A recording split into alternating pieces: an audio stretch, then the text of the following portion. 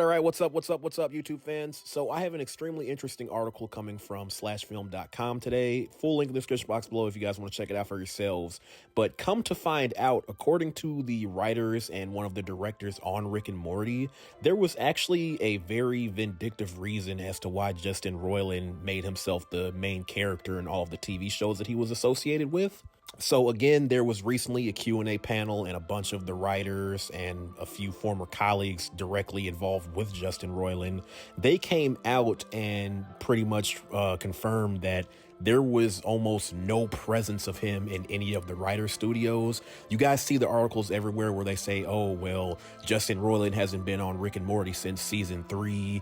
Other than being a voice actor, he hasn't been involved in Koala Man since the first episode, and they almost missed a deadline, so they had to kill off the character that he was in on Koala Man. So essentially all these hit pieces are coming out right now because, and I'm going to call them hit pieces because it has not been confirmed yet if he actually did do the allegations. I'm pretty sure it is going to happen, and once that happens, then I have no love lost for the man. But right now we do have to say hit pieces because it has not been confirmed yet. But essentially, they were saying all of these things to have a saving grace for Rick and Morty, and they're trying to make sure that they retain viewership, even though there's going to be a brand new voice actor cast at some point.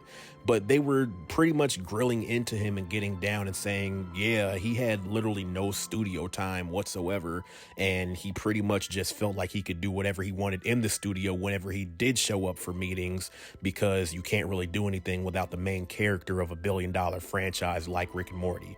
Rick and Morty is estimated to be about worth $2 billion to Adult Swim. So if the main character doesn't want to do his voice lines, you got to make sure you keep the main character happy. And that's why he pretty much never showed up for anything. And that's pretty much the point that they were trying to get across when making these articles. Like I said, it's a really big, gigantic read, and it gets a little rambly, off kilter a couple of times, but definitely check out that article, guys.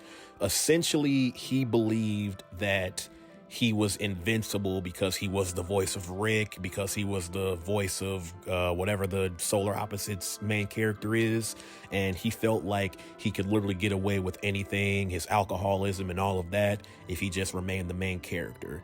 Like I said, guys, really interesting article. Definitely check that out because me rambling about it cannot do it justice. You might want to look into this because this opens up a whole nother side of Justin Roiland. Again, once we get to a case verdict of whether or not he's found guilty or not, then we'll also discuss about that, and I'll bring more topics about that also. And there's also been rumors that if he does plead unguilty and win the case, he might just come back before season 7 is starting to roll.